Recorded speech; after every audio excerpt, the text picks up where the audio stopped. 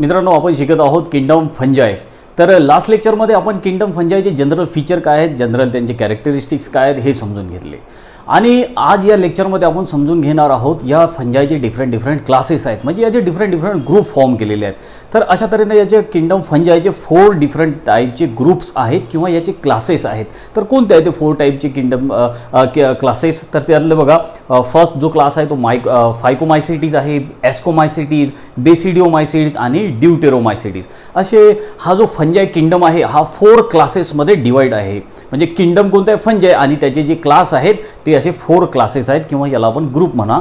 तर अशा या 4 किंगडम अशा 4 क्लासेसमध्ये डिफरंट फंजाई जे आहेत ते डिवाइड झालेले आहेत. कारण तुम्हाला सांगितलं की फंजाईच्या जवळपास 1 लाखापेक्षा जास्त स्पेसीज आपल्या या पृथ्वीवरती सापडतात. त्याच्यापैकी काही फंजाई जे आहेत ते या क्लासमध्ये असतील, काही फंजाई या क्लासमध्ये असतील, काही फंजाई या क्लासमध्ये असतील. तर अशा तऱ्हेनं या डिफरंट 4 क्लासेसमध्ये हे सगळे फंजाई जे आहेत ते डिवाइड झालेले आहेत. आणि हे क्लासेस जे आहेत हे कशाच्या बेसिसवर फॉर्म केलेले आहेत? तर हे क्लासेस फॉर्म केलेले आहेत ते म्हणजे त्याचं स्ट्रक्चर कसं आहे, फंजाईचं स्ट्रक्चर कसं आहे, जी बुरशी आहे त्या बुरशीचं स्ट्रक्चर कसं आहे, त्यानंतर त्याचं स्पोर फॉर्मेशनच्या प्रोसेसच्या अकॉर्डिंग हे 4 ग्रुप तयार केलेले आहेत. तर हे 4 ग्रुप कसे आहेत, काय आहेत आणि याच्यामध्ये कोणते फंजाई येतात त्याचा आपण डिटेलमध्ये स्टडी करू. तर फर्स्ट जो क्लास आहे तो आहे फायकोमायसिटीज. याचा आपण स्टडी करू, याचे काय फीचर आहेत ते समजून घेऊ. तर मी बोर्डवर याचे जे जनरल फीचर आहेत ते नोट केलेले आहेत. तर आपण 1 बाय 1 करू, आपण ते सगळे समजून घेऊ.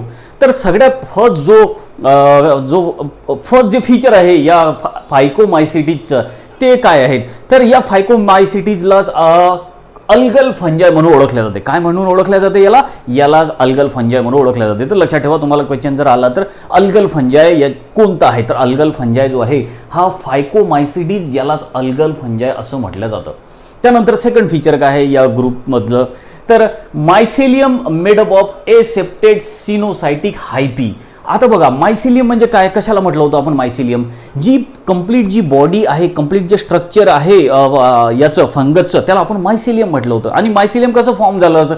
मायसिलियम हे भरपूर प्रकारच्या हायफीपासून फॉर्म झालेलं होतं. बघा, मी परत एकदा तुम्हाला सांगतो याचं मिनिंग काय आहे. तर आता कोणतेही जे फंजाई असतात ते अशा तऱ्हेने अशा धाग्यासारख्या स्ट्रक्चरनी बनलेले असतात. ठीक आहे. तर हे जे धाग्यासारखे हे जे थ्रेड लाईक स्ट्रक्चर आहे, या थ्रेड लाईक स्ट्रक्चरला काय म्हटलं होतं आपण? याला म्हटलं होतं हायफी. ठीक आहे. तर हायफी हा प्लुरल फॉर्म आहे, एक असलं तर हायफा. तर हायफा म्हणजे एकच थ्रेड आणि हायफी म्हणजे भरपूर सारे थ्रेड असले तर आपण त्याला काय म्हणतो? आपण त्याला हायफी असं म्हणतो. आता बघा, हे जे भरपूर सारं हायफीचं जे नेटवर्क आहे, मागच्या लेक्चरमध्ये मी तुम्हाला सांगितलं, परत एकदा सांगतो. हे जे एकाला आपण काय म्हटलं? एकाला हायफी म्हटलं. हे जे थ्रेड लाईक स्ट्रक्चर आहे, कारण बुरशी आपल्याला असेच दिसते, धाग्यासारखे स्ट्रक्चर असतात ते बुरशीची प्रेझेंट. तर ते जे धाग्यासारखं स्ट्रक्चर आहे, जे थ्रेड लाईक स्ट्रक्चर आहे, त्याला आपण हायफी असं म्हटलं. आणि या हायफीच्या नेटवर्कला हे जे भरपूर सारे हायफी ते जमा झालेले आहेत, या कंप्लीट स्ट्रक्चरला आपण मायसिलियम असं म्हणतो. तर हे जे कंप्लीट स्ट्रक्चर आहे याला काय म्हटलं आपण? याला आपण म्हटलं मायसिलियम. मायसिलियम म्हणजे काय? या फंगसची जी कंप्लीट बॉडी आहे त्याला आपण मायसिलियम असं म्हटलं. तर मग आता बघा, हे जे हायपी आहेत, हे हायपी थ्रेड लाईक जे स्ट्रक्चर आहे हायपी, हे 2 प्रकारचे असतात हायपी. काही हायपीमध्ये कंपार्टमेंट असतात, सेप्टेड असतात, आणि काही हायपी जे असतात ते एसेप्टेड असतात. म्हणजे बघा, हा जो हायपी आहे, फॉर एक्झाम्पल हा जो हायपी आहे, आता हा जो धाग्यासारखा स्ट्रक्चर आहे, हा जो हायपी आहे, तर हा जर कंटिन्यू असला, याच्यामध्ये जर गॅप म्हणजे याच्यामध्ये पार्टिशन जर नसलं, मी कालही तुम्हाला सांगितलं, याच्यामध्ये जर पार्टिशन नसलं आणि असे भरपूर सारे न्यूक्लियस याच्यामध्ये प्रेझेंट असले, सायटोप्लाझम प्रेझेंट असलं, तर अशा टाईपच्या हायपीला काय म्हटलं आपण? अशा टाईपच्या हायपीला आपण सिनोसायटिक हायपी म्हटलं. लक्षात आलं ना? तर अशा टाईपची जी कंटिन्युअस हायपी आहे, म्हणजे हा जो धागा आहे, हा जो थ्रेड आहे, हायफा ज्याला आपण हायफा म्हणतो, हा जो थ्रेड आहे, याच्यामध्ये जर हा थ्रेड कंटिन्यू असला, याच्यामध्ये भरपूर सारा सायटोप्लाझम असला आणि भरपूर सारी न्यूक्लियस असले, म्हणजे याच्यामध्ये कुठेही पार्टिशन नाही, तर अशा टाईपच्या हायफाला आपण काय म्हणतो? सिनोसायटिक हायफी. ठीक आहे. तर याच्या अपोजिट बघा काय आहे? तर याच्या अपोजिट म्हणजे आता फॉर एक्झाम्पल हा एक हायपा आहे. ठीक आहे. हा एक हायपा काढलेला आहे मी. आता याच्यामध्ये जर पार्टिशन असलं, या हायपामध्ये असं जर पार्टिशन असलं याच्यामध्ये, आता हे जे आपल्याला इथे पार्टिशन दिसते, हे जे पार्टिशन आहे याला काय म्हणतो आपण? याला म्हणतो आपण सेप्टा. काय म्हणतो आपण याला? सेप्टा. बघा, सेप्टा हे जे पार्टिशन आहे, सेप्टा म्हणजे काय? भरपूर सारे असे पार्टिशन किंवा आपण याला म्हणू, हे अशा ज्या वॉल लाईक अशा ज्या भिंती आहे, याच्यामध्ये जे पार्टिशन आहे त्याला आपण सेप्टा म्हणतो. एकच असलं तर सेप्टम. लक्षात ठेवा, हे प्लुरल, सिंग्युलर. हे आहे प्लुरल, हे आहे प्लुरल फॉर्म हा आहे सिंग्युलर, एकच असलं असं पार्टिशन तर आपण काय म्हणणार याला सेप्टम. आणि पडदा ज्याला आपण म्हणू, पडदा म्हणा किंवा मग याला पार्टिशन म्हणा, तर असा जो पडदा किंवा याच्यामध्ये जे पार्टिशन असते याला आपण सेप्टा म्हणतो, किंवा एक असलं तर आपण सेप्टम म्हणतो. आता बघा हा जो हायपी आहे, हा जो थ्रेड लाईक स्ट्रक्चर आहे याच्यामध्ये पार्टिशन आलं, इथे पार्टिशन नव्हतं तर इथे पार्टिशन आहे, म्हणून अशा याला आपण काय म्हणणार, अशा हायपीला काय म्हणणार आपण, अशा हायपीला आपण म्हणणार, अशा हायफाला आपण म्हणणार एसिनोसायटिक हायपी. तर अशा तऱ्हेनं हे दोन टाईपचे हे जे थ्रेड आहेत किंवा हायपी असतात हे लक्षात ठेवा. जी बुरशीची जी बॉडी आहे जे अशा थ्रेड लाईक स्ट्रक्चरनी बनलेली आहे ते अशा 2 टाईपच्या थ्रेडनी बनलेली आहे किंवा हायपी पासून बनलेली आहे. काही जे हायपी असतात, काही जे थ्रेड असतात त्याच्यामध्ये आपल्याला असे पार्टिशन बघायला भेटतात, काही मध्ये पार्टिशन बघायला भेटत नाही. तर हे बघा हा जो हायपा याच्यामध्ये पार्टिशन नाही, म्हणजे सेप्टा आहे का याच्यामध्ये, सेप्टा म्हणजे काय पार्टिशन किंवा पडदा म्हणा मराठी त्याला पडदा, याच्यात आहे का याच्यामध्ये पार्टिशन आहे का नाही, म्हणून अशा टाईपच्या याला काय म्हटलं आपण, अशा टाईपच्या हायपीला काय म्हटलं सिनोसायटिक हायपी, किंवा याला म्हणणार आपण एसेप्टेड हायपी. काय म्हणणार एसेप्टेड, कारण सेप्टम आहे का पडदा आहे का नाही, म्हणून अशा हायपीला काय म्हणणार आपण एसेप्टेड हायपी. आता इथं पडदा नाही, सेप्टम नाही आहे इथं, ठीक आहे, इथं सेप्टम नसल्यामुळे आपण यांना एसेप्टेड हायपी म्हणणार किंवा सिनोसायटिक हायपी म्हणणार. तर हा डिफरन्स एकदम लक्षात ठेवा. आता जिथे पडदा नाही, जिथे पार्टिशन नाही ते आहे एसेप्टेड हायपी किंवा सिनोसायटिक हायपी, आणि जिथे तुम्हाला पडदे बघायला भेटेल किंवा जिथे पार्टिशन बघायला भेटेल तर अशा किंवा सेप्टम बघायला भेटतील तर अशा हायपीला आपण म्हणणार, अशा धाग्याला म्हणणार, अशा थ्रेडला म्हणणार आपण बुरशीच्या एसिनोसायटिक हायपी. ठीक आहे, एसिनोसायटिक हायपी. तर अशा तऱ्हेनं हायपीचे 2 टाईप्स आहेत, हे इथे लक्षात ठेवा तुम्ही. ठीक आहे, तर हा एक कॅरेक्टरिस्टिक आपण याचा बघितला. त्याच्यानंतर आणखीन काय म्हणते पुढे नेक्स्ट जो कॅरेक्टरिस्टिक फीचर आहे याचं फायकोमायसिटीजचं, तर हे जे फायकोमायसिटीज आहेत या ग्रुपमध्ये जे काही फंगस असतील ते जनरली कुठे ग्रो होतात, ते डॅम्प सॉईलमध्ये, डॅम्प वातावरणामध्ये किंवा मॉइस्ट प्लेसेसमध्ये, जिथे मॉइस्ट प्लेसेस आहेत, जिथे डॅम्प प्लेसेस आहेत, अशा ठिकाणी ह्या बुरशा भरपूर वाढतात. मी तुम्हाला आधी सांगितलं जिथं ओलावा असेल, थोडंसं ह्युमिड वातावरण असेल, जिथं थोडीशी गरमी भेटेल, ओलावा भेटेल, अशा ठिकाणी फंगसची भरपूर सारी वाढ होते. तर अशा ठिकाणी हे फंगस ग्रो करतात. आणखी कुठे कुठे हे फंगस ग्रो करतात, तर त्याचबरोबर डॅम्प मॉइस्ट प्लेसेसवर तर ग्रो करतात, सोबत डिकेइंग मॅटर जे असते, सडलेलं जे काही असते, समजा एखादे प्राणी सडले किंवा ॲनिमल सडले किंवा पालापाचोळा सडला असला तर त्याच्यावरती पण बुरशी वाढताना आपल्याला दिसते. म्हणजे डेड डिकेइंग मॅटरवरती जे सडलेलं कुजलेलं जे मॅटर आहे त्याच्यावरती पण ह्या फंगस ग्रो करतात. त्याचबरोबर ॲक्वॅटिक हॅबिटॅटमध्ये पण आपल्याला दिसतात, ह्या बुरशा पाण्यामध्ये पण आपल्याला प्रेझेंट दिसतात. बघा हॅबिटॅट मोठा आहे यांचा, भरपूर सारा मोठा आहे. काही डेड डिकेइंग मॅटरवर प्रेझेंट दिसतात, काही ॲक्वॅटिक मीडियमवर प्रेझेंट दिसतात, डॅम्प आणि मॉइस्ट प्लेसेसवर प्रेझेंट दिसतात, काही पॅरासिटिक म्हणून प्रेझेंट असतात. पॅरासिटिक म्हणजे काय, जे दुसऱ्यावर डिपेंड आहे, प्लॅन्ट्सवर असतात ते. म्हणजे प्लॅन्टला जे फंगल रोग होतात ना, बुरशीपासून जे प्लॅन्टला रोग होतात तर त्या प्लॅन्टवर पण प्रेझेंट असतात ह्या बुरशा. तर प्लॅन्टला पण बुरशी लागते, प्लॅन्टवर पण रोग पडतात. तर कोणापासून पडतात, ते त्या बुरशीपासून पडतात. म्हणून अशा ह्या ज्या बुरशा आहेत, ह्या ज्या फंगस आहेत, ह्या प्लॅन्टवर पण प्रेझेंट आहेत. तसे डिफरंट ठिकाणी ह्या फंगस प्रेझेंट असू शकतात या ग्रुपमधल्या फंगस. ठीक आहे, फायकोमायसिटीजमधल्या. तर याचे एक्झाम्पल आपल्याला दिले आहेत, भरपूर सारे एक्झाम्पल आहेत. तर आपल्या बुकमध्ये कोणते एक्झाम्पल दिलेले आहेत बघा. तर फायकोमायसिटीज म्हणजे काय, कोणाकोणाला म्हणणार आपण म्यूकर. आपल्या बुकमध्ये किंवा याच्या अगोदरच्या क्लासेसमध्ये आपण म्यूकरची डायग्राम काढलेली आहे, आपल्याला माहीत आहे ते फंगस म्यूकर. त्यानंतर रायझोपस, याला ब्रेड मोल्ड असं म्हटलं जातं, रायझोपस, त्याची डायग्राम आपल्या बुकमध्ये दिलेली आहे. आपली जी ब्रेड असते ती बरेच दिवस ठेवली की मग त्याला असं बुरशी लागल्यासारखं होते, फंगस लागते, म्हणून याला ब्रेड मोल्ड असं म्हटलं जातं. त्याचबरोबर अल्ब्युगो नावाचं एक फंगस आहे, ज्याला पॅरासायटिक ऑन मस्टर्ड जे प्लांट आहे त्या मस्टर्डच्या प्लांटवर, म्हणजे त्यांच्या ज्या पानावरती तुम्हाला ही बुरशी प्रेझेंट दिसते, अल्ब्युगो नावाची. बरोबर, जे मस्टर्ड आपल्या शेतामध्ये वगैरे आपण लावतो ते प्लांट, तर त्याच्यावरती जी बुरशी हा रोग पडतो ना, तर ती कोणती बुरशी असते, ती अल्ब्युगो नावाची बुरशी असते. तर अशा तऱ्हेनं हा एक फर्स्ट क्लास जो आहे किंवा एक जो ग्रुप आहे फंगायचा आपण हा कंप्लीट केलेला आहे, फायकोमायसिटीज. तर आता याच्यानंतर आपण जो नेक्स्ट ग्रुप किंवा क्लास याचा मधला आपण स्टडी करणार तो आहे ॲस्कोमायसिटीज. ठीक आहे, तर ॲस्कोमायसिटीचे काय फीचर आहेत ते आपण समजून घेऊ. आता किंगडम फंजायचा जो सेकंड ग्रुप आहे किंवा सेकंड जो क्लास आहे तो आहे एस्कोमायसिडीज. तर एस्कोमायसिडीजचं काय काय फीचर आहे ते आपण वन बाय वन करून समजून घेऊ. याच्यामध्ये कोणते कोणते फंजाय आहेत आणि ते काय काय यूजमध्ये पडतात आपल्या ते पण समजून घेऊ आपण. तर बघा या एस्कोमायसिटीजलाच सॅक फंजाय म्हणून पण ओळखले जाते. तर तुम्हाला हे एक लक्षात ठेवा की याच्यावरती क्वेश्चन येतात. तर कोणत्या फंजाय हा सॅक फंजाय म्हणून ओळखला जातो, तर एस्कोमायसिटीज. त्यानंतर फायकोमायसिटीज काय म्हणून ओळखलं जातं, फायकोमायसिटीज हे अल्गल फंजाय म्हणून ओळखलं जातं आणि एस्कोमायसिटीज हे सॅक फंजाय म्हणून ओळखले जातात. हे लक्षात ठेवा. This fungi ascomycetes also called sac fungi. ठीक आहे, हे याचं फर्स्ट फीचर आपण समजून घेतलं. त्यानंतर बघा नेक्स्ट आणखी काय फीचर आहे. They are mostly multicellular and rarely unicellular. आता बघा या ग्रुपमध्ये भरपूर सारे फंजाय आहेत. तर ते जवळपास सगळे फंजाय हे मल्टीसेल्युलर आहेत आणि फार रेअरली फार कमी जे फंजाय आहेत ते युनिसेल्युलर आहेत. जसे की ईस्ट, आपल्याला माहित आहे ईस्ट जे आहे हे विसरू नका, ईस्ट जे आहे ते युनिसेल्युलर फंजाय आहे आणि ईस्ट हे मार्केटमध्ये किंवा किराणा दुकानावर अवेलेबल असते. ज्याचा आपण आपल्या जे बेकरी वगैरेमध्ये बेकरी प्रोडक्टमध्ये या ईस्टचा यूज केला जातो. तर ईस्ट काय आहे, तर ईस्ट हे युनिसेल्युलर फंगस आहे. घरामध्ये किंवा मोठमोठ्या कारखान्यामध्ये जे ईस्ट वापरलं जातं ते एक फंगस आहे, ते एक बुरशीचा प्रकार आहे आणि ईस्ट कशी आहे तर युनिसेल्युलर आहे.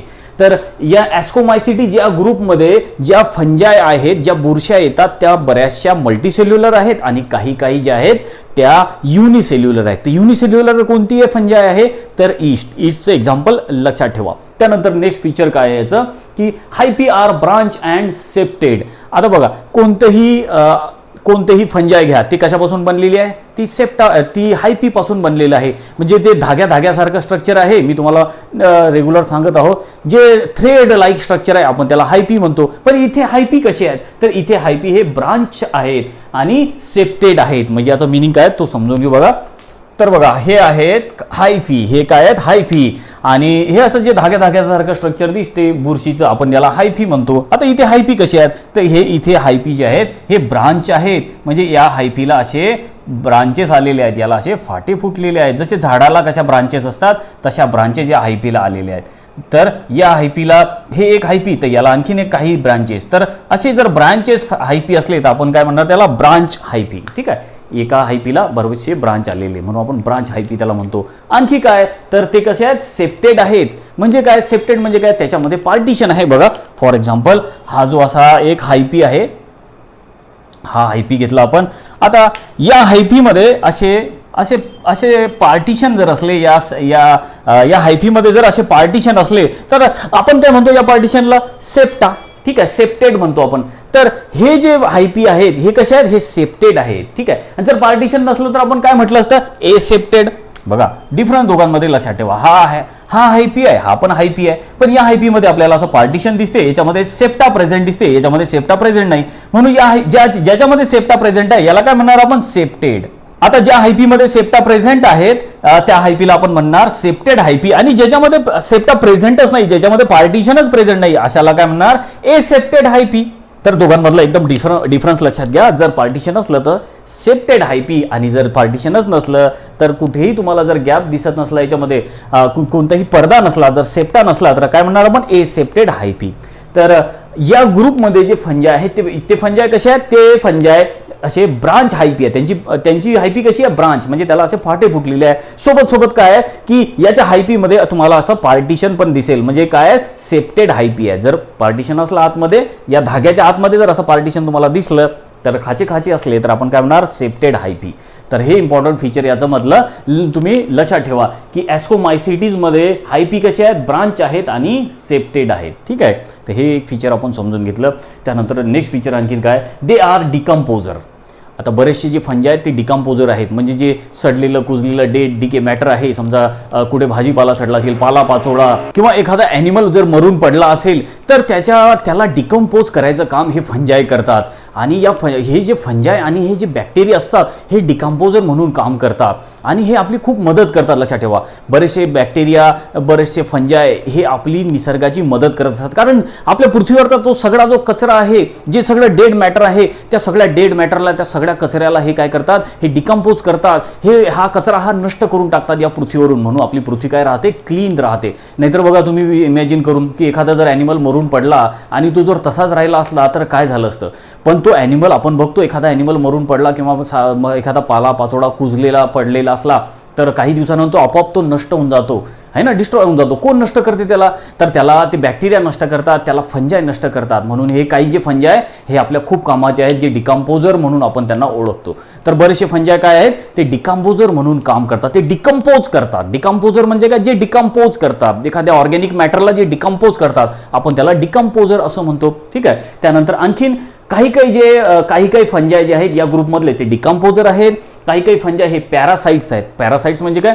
जे लिव्हिंग प्लांट किंवा ॲनिमलवर जे जगतात त्यांना आपण पॅरासाइट्स म्हणतो. जर ॲनिमलच्या बॉडीवर जगत असले तरी आपण त्याला पॅरासाइट म्हणतो. बरेचसे फंजाय आपल्या बॉडीवर पण असतात, आपण त्यांना पॅरासाइट म्हणतो. काही फंजाय जे असतात ते प्लांटच्यावर असतात, प्लांटवर प्रेझेंट असतात, तर त्यांना पण आपण पॅरासाइट म्हणतो. तर हे जे फंजाय आहेत ते डिकम्पोजर म्हणून पण दिसतात आपल्याला. काही फंजाय हे पॅरासाइट म्हणून पण असतात, ॲनिमलच्या किंवा प्लांटच्या बॉडीवर पण प्रेझेंट असतात. काही फंजाय जे आहेत हे कोप्रोफिलस पण आहेत. कोप्रोफिलस म्हणजे काय? दे ग्रो ऑन डंग, जे शेणावर जे असतात, जे शेणामध्ये जे जगतात त्यांना आपण कोप्रोफिलस असं म्हणतो. हा वर्ड लक्षात ठेवा की कोणताही ऑर्गॅनिझम जर शेणामध्ये आपल्याला दिसला तर आपण त्याला कोप्रोफिलस असं म्हणतो. बघा, तुम्ही जर खेड्यात राहत असले तर तुम्हाला दिसते की जे शेण आहे ते त्या शेणाला काही दिवसानंतर जे शेण पडलेलं आहे, गाईचं म्हशीचं वगैरे जे आहे डंग शेण, तर त्याला काही दिवसानंतर त्याच्या आजूबाजूला अशी बुरशी जमा झालेली तुम्हाला दिसते. तर अशा बुरशीला काय म्हणतो आपण? अशा बुरशीला आपण कोप्रोफिलस म्हणतो. कोप्रोफिलस म्हणजे काय? जे शेणामध्ये जगतात, जे शेणामध्ये राहतात त्यांना कोप्रोफिलस असं म्हणतो आपण. ठीक आहे. तर काही इन्सेक्ट जे आहे, किडे, ते पण शेणामध्ये राहतात. तर त्या किड्यांना काय म्हणणार आपण? त्या इन्सेक्टला काय म्हणणार आपण? त्यांना पण आपण कोप्रोफिलस असं म्हणणार. तर हा वर्ड लक्षात ठेवा. कोप्रोफिलस म्हणजे काय? ग्रो ऑन डंग, शेणामध्ये जे राहतात, शेणामध्ये जे जगतात त्यांना आपण कोप्रोफिलस असं म्हणतो. पाण्यामध्ये असले तर आपण जसं ॲक्वॅटिक म्हणतो तसं शेणामध्ये राहतात त्यांना आपण कोप्रोफिलस असं नाव दिलेलं आहे. ठीक आहे. तो कोप्रोफिलस ही टर्म त्याला वापरल्या जाते. तर हे एक आणखीन फीचर आपण समजून घेतलं याच्यामधलं. तर नेक्स्ट फीचर काय आहे बघा, तर जे मोरेल्स, ट्रफल जे आहेत ते are consume as a delicacies. तर बघा, मोरेल्स आणि हे जे ट्रफल्स आहेत, हे तुमच्या समोर हे पिक्चर येतील. तर बघा, हे जे मोरेल ट्रफल्स आहेत हे खाण्यासाठी पण यूज केल्या जातात. ब्रेडमध्ये, पाव तयार करताना, बेकरी प्रोडक्टमध्ये या मोरेल्स ट्रफलचा यूज केला जातो. किंवा स्वीट प्रोडक्ट तयार करताना याचा वापर केला जातो, या ट्रफल्स आणि मोरेलचा. म्हणजे बघा, काही फंजाय ज्यांना आपण ट्रफेल्स किंवा मोरेल्स म्हणतो ते डेलिकसी म्हणजे खाण्याच्या पदार्थामध्ये पण वापरल्या जातात. त्याचबरोबर न्यूरोस्पोरा नावाचा जो फंजाय आहे तो जिनेटिक एक्सपेरिमेंटमध्ये यूज केला जातो. त्याचबरोबर तो बायोकेमिकल ॲसेमध्ये पण यूज केला जातो. बायोकेमिकल ॲसे किंवा बायोकेमिस्ट्रीमध्ये कोणता फंजा वापरला जातो? न्यूरोस्पोरा. त्याचबरोबर जिनेटिक एक्सपेरिमेंट करताना पण न्यूरोस्पोरा वापरला जातो. हे लक्षात ठेवा. तुम्हाला क्वेश्चन येऊ शकतो आणि याच्यावरती पण क्वेश्चन आलेले आहे की जिनेटिक एक्सपेरिमेंटमध्ये किंवा जिनेटिक इंजिनिअरिंगमध्ये कोणता फंजा वापरला जातो? तो न्यूरोस्पोरा. नाव लक्षात ठेवा. पुढे 12मध्ये गेल्यानंतर जिनेटिकमध्ये तुम्हाला याचं नाव आहे. तर कोणता आहे तो? कोणता फंजा यूज केला जातो जिनेटिक एक्सपेरिमेंटमध्ये किंवा जिनेटिक इंजिनिअरिंगमध्ये? तर आहे न्यूरोस्पोरा. हे नाव लक्षात ठेवा. आता आपण हे सगळे याचे जनरल फीचर, जनरल कॅरेक्टरिस्टिक्स समजून घेतले. ॲस्कोमायसिटीजचे किंवा सॅक फंजायचे, याला सॅक फंजाय पण म्हणतात. आता याच्यामध्ये भरपूर सारे फंजाय आहेत. काहींचे एक्झाम्पल आपल्याला दिलेले आहेत, जसं की ॲस्परगिलस. आपल्या बुकमध्ये पण ते डायग्राम दिलेली आहे, ॲस्परगिलस. त्याचबरोबर पेनिसिलियम नावाचं जे फंजाय आहे, तर पेनिसिलियम आपल्याला माहिती आहे, पेनिसिलियमपासून पहिल्या अँटीबायोटिक तयार केलेलं होतं. पेनिसिलियम नोटॅटमपासून, म्हणजे जगातलं पहिलं अँटीबायोटिक. आज तर सर्रास आपण अँटीबायोटिक घेतो. डॉक्टर लोक तर आपल्याला भरपूर अँटीबायोटिक लिहून देतात. ठीक आहे. काही जखम झाली, काही झालं, डॉक्टरच्या कोणत्याही डॉक्टरकडे जा तुम्ही, ते अँटीबायोटिक आपल्याला देतात. अँटीबायोटिक काय करतात? आपल्या बॉडीमधले जे बॅक्टेरिया वगैरे असतील, जे मायक्रो ऑर्गॅनिक जीवजंतू असतील त्यांना मारून टाकतात. तर बघा, अँटीबायोटिक जे असतात ते आजकाल मेडिसिनमध्ये भरपूर सारे यूज केले जातात. अँटीबायोटिक्स काय करतात? तर आपल्या बॉडीमधले जे बॅक्टेरिया वगैरे असतात, जे घातक जीवजंतू असतात त्यांना मारून टाकतात. तर जगात पहिलं अँटीबायोटिक जे आहे ते कोणतं होतं? तर जगातलं फर्स्ट अँटीबायोटिक जे आहे ते होतं पेनिसिलिन. आणि हे पेनिसिलिन कशापासून तयार केलं होतं? तर पेनिसिलिन हे पेनिसिलियम या फंगसपासून तयार केलं होतं. याचा स्टडी तुम्ही अगोदर पण केलेला आहे, पुढे पण आपल्याला येईल. तर जगातलं फर्स्ट अँटीबायोटिक आहे पेनिसिलिन. आज तर भरपूर सारे अँटीबायोटिक तयार झालेले आहेत, पण पहिलं अँटीबायोटिक हे फंगसपासून तयार झालं होतं. म्हणजे फंगस एवढे कामाचे आपल्याला लक्षात ठेवा. फर्स्ट अँटीबायोटिक हे फंगसपासून, बुरशीपासून तयार केलं. कोणत्या बुरशीपासून? पेनिसिलियम या बुरशीपासून. फर्स्ट पेनिसिलिन नावाचं पेनिसिलियम पासून तयार केलं म्हणून त्याला पेनिसिलिन असं नाव दिलं. फर्स्ट अँटीबायोटिक होतं हे 1929 मध्ये फर्स्ट अँटीबायोटिक तयार झालं होतं. अलेक्झांडर फ्लेमिंग या सायंटिस्टनं ते तयार केलं होतं. हे आपण शिकलेलो आहोत. अलेक्झांडर फ्लेमिंगनं पहिलं अँटीबायोटिक बनवलं होतं. तर असा हा पेनिसिलियम जे आहे हे पण एक फंगस आहे. एस्परगिलस हे पण फंगस आहे. क्लॅव्हिसेप हे पण एक फंगस आहे. सॅकॅरोमायसिस जे वेगळ्या वेगळ्या बेकरी प्रोडक्टमध्ये इंडस्ट्रीमध्ये यूज केलं जाते हे सॅकॅरोमायसिस हे पण एक फंगस आहे. तर हा सगळा स्टडी केला आपण या ॲस्कोमायसिटीज या ग्रुपच्या फंगसचा. याच्यानंतर आपण स्टडी करू तो म्हणजे बेसिडिओमायसिटीज या ग्रुपचा. तर याच्यामधला जो थर्ड ग्रुप आहे किंवा क्लास आहे जो आहे बेसिडिओमायसिट. तर बेसिडिओमायसिटीजमध्ये कोणते कोणते फंजाय येतात आणि याचं काय काय फीचर आहे ते समजून घेऊ. फारसं जास्त काही इन्फॉर्मेशन याच्याबद्दल दिलेली नाही. 2-3 वर्ड्स याच्यामध्ये सांगितलेले आहेत तर ते पण आपण समजून घेऊ. बघा की बेसिडिओमायसिटीजला क्लब फंजाय म्हणून ओळखल्या जाते. They are commonly called as club fungi. तर लक्षात ठेवा याला वेगळे वेगळे नाव आहेत जसं algal fungi, sac fungi, club fungi. तर basidiomycetes also called club fungi. म्हणजे आपण क्लब फंजाय कोणाकोणाला म्हणणार जे बेसिडिओमायसिटीजमध्ये जे फंजाय येतील, कारण या ग्रुपमध्ये भरपूर सारे फंजाय आहेत आहे ना. मग त्या फंजायला आपण काय म्हणणार, त्या फंजायला आपण क्लब फंजाय असं म्हणणार. जसं की याच्यामध्ये आहे मशरूम पण काय एक क्लब फंजाय आहे. याच्यामध्ये आहे पक्सिनिया हा एक फंजाय आहे. तर या फंजायला पण काय म्हणणार आपण, याला पण क्लब फंजाय म्हणणार. ठीक आहे. जसं की युस्टिलॅगो लोक आपण काय म्हणणार आपण क्लब फंजाय. तर या ग्रुपला काय म्हणून ओळखल्या जाते, क्लब फंजाय म्हणून ओळखल्या जाते. आता पुढे पुढचं फीचर काय बघा, they have a branch and septate hyphae. आता याच्या अगोदर मी जसं तुम्हाला सांगितलं याच्या अगोदरच्या ग्रुपमध्ये पण ज्या फंजाय होते ते फंजाय कसे होते, ते ब्रांच होते आणि त्याच्यामध्ये ते सेप्टेड होते. बरोबर. जसं की बघा परत एकदा सांगतो तुम्हाला. तर हे हायफी आहे. तर या हायफीला जर असे ब्रांचेस असतील तर अशा हायफीला काय म्हणतो आपण, ब्रांच हायफी. ठीक आहे, ब्रांच हायफी. आणि सेप्टेड म्हणजे काय, या हायफीच्या मधात फॉर एक्झाम्पल ही जी हायफी आहे या हायफीमध्ये जर असे पार्टिशन असले म्हणजे सेप्टम प्रेझेंट असले, सेप्टम आहे ना हायफी म्हणजे काय सेप्टा, पार्टिशन असलं तर आपण त्याला सेप्टेड म्हणतो. तर पार्टिशन प्रेझेंट आहे या हायफीमध्ये म्हणून आपण म्हटलं सेप्टेड हायफी. आणि ब्रांच पण आहे याला अशा आहे ना, याला ब्रांच पण अशा प्रेझेंट आहेत. याच हायफीला ब्रांच पण प्रेझेंट आहे म्हणून ही हायफी कशी झाली, ही हायफी ब्रांच आहे आणि पार्टिशन प्रेझेंट आहे, सेप्टम प्रेझेंट आहे म्हणून सेप्टेड आहे.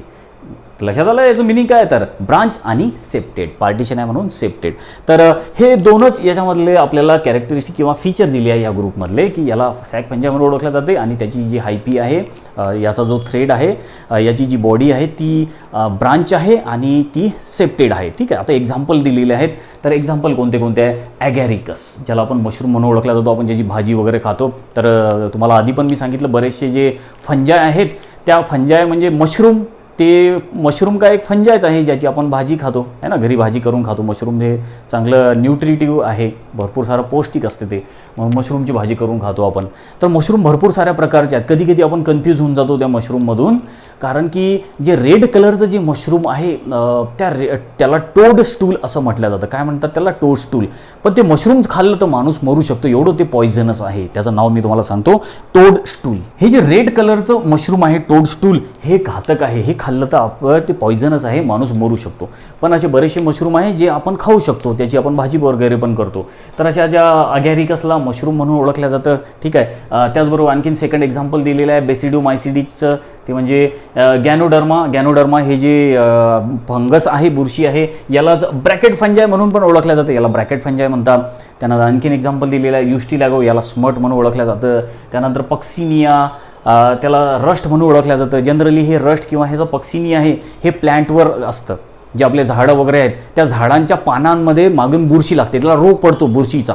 ठीक आहे. तर ती बुरशी काय असते, त्या पानाला त्या झाडांना जी बुरशी लागते म्हणजे जो रोग पडतो ती पक्सिनिया नावाची फंगस असते. कोणती बुरशी असते, ते पक्सिनिया, त्याला आपण रस्ट म्हणतो. जसं रस्ट म्हणजे काय, गंजलेलं कसं दिसते, गंजलेलं एखादं लोखंड कसं गंजल्यानंतर दिसतं, तसंच ते झाडाचं जे पान आहे ते पण असं गंजलेल्यासारखं दिसतं, असं लाल होऊन जातं ते लालसारखं. म्हणजे त्याच्यावर कोणता रोग आला, त्या लाल पानं जर असले दिसले तर पक्सिनिया नावाची बुरशीचा हा रोग आलेला आहे. ठीक आहे. तर ही एक बुरशी. तर अशा बघा हे किती सारे व्हेरायटी आपल्याला बघायला भेटते. काही फंगस आपण खातो जसं की हे मशरूम, काही फंगस ज्याच्यामधून रोग पण होतात जसं पक्सिनिया. तर या ग्रुपमधल्या हे आहे फीचर्स. तर आता लास्ट ग्रुप या किंगडममधला तो म्हणजे आहे ड्यूटेरोमायसिटी. तर ड्यूटेरोमायसिटीचं पण आपण फीचर समजून घेऊ. द लास्ट ग्रुप किंवा लास्ट क्लास आता बाकी आहे या किंगडममधला, किंगडम फंजायमधला, जो आहे ड्यूटेरोमायसिटीज. आता बघा ड्यूटेरोमायसिटीज जो आहे याला they are called imperfect fungi, त्याला इम्परफेक्ट फंजाय असं म्हटलं जातं, which are known to reproduce asexually. आता हा जो ग्रुप आहे ड्यूटेरोमायसिटीज, याच्यामध्ये जे फंजाय आहेत त्यांना इम्परफेक्ट फंजाय म्हटलं जातं, किंवा हा जो ग्रुप आहे हा इम्परफेक्ट फंजायचा हा ग्रुप आहे. आणि या ग्रुपमधले जे फंजाय आहेत ते एसेक्शुअली रिप्रोडक्शन करतात. लक्षात ठेवा. आता बघा की याला इम्परफेक्ट फंजाय असं का बरं म्हटलं जातं या ग्रुपमधला, कारण अजून या ग्रुपमधल्या जे फंजाय आहेत त्याच्यावरती सायंटिस्ट लोकांचं जे आहे ती रिसर्च सुरू आहे. आणखी त्यांना फक्त एसेक्शुअल जे मेथड आहे रिप्रोडक्शनची तीच माहिती झालेली आहे. आणखीन त्यांचा स्टडी सुरू आहे, आणखीन रिसर्च सुरू आहे या ग्रुपमध्ये जे फंजाय आहेत त्यांच्यावरती. आणि जेव्हा त्यांना माहिती पडेल पूर्ण या फंजायबद्दल, तेव्हा होऊ शकते की हा ग्रुप कॅन्सल पण होऊ शकतो कदाचित. आणि या ग्रुपमधले जे हे बाकीचे फंजाय आहेत हे वेगळ्या वेगळ्या ग्रुपमध्ये पण टाकल्या जाऊ शकतात. म्हणजे हा जर ग्रुप कॅन्सल झाला ड्यूटेरोमायसिटीज, तर हे जे फंजाय आहेत या ग्रुपमधले हे दुसऱ्या ग्रुपमध्ये चालले जातील, है ना. म्हणून सध्या काही कन्फर्म नाही आहे या ग्रुपचं, म्हणून या ग्रुपला इम्परफेक्ट फंजाय असं म्हटलेलं आहे. आणि आतापर्यंत सायंटिस्ट लोकांना फक्त एसेक्शुअल मेथडच माहिती पडलेली आहे रिप्रोडक्शनची. बस एवढंच इन्फॉर्मेशन याच्यामध्ये दिलेली आहे आपल्या बुकमध्ये. आणि बघा की याच्यामध्ये कोणते कोणते फंजाय आहेत, तर अल्टरनॅरिया जे आपल्या बुकमध्ये पण दिलेले आहे. अल्टरनॅरिया जो हे जे फंगस आहे ते झाडाच्या पानावरती असते आणि रोग होतो झाडाला याच्यापासून, अल्टरनॅरियापासून. त्याचबरोबर कोलेटोट्रायकम हे एक फंजाय आहे, आणि अल्टरनॅरिया आणि कोलेटोट्रायकम या दोन फंजायची एक्झाम्पल आपल्याला दिलेली आहेत.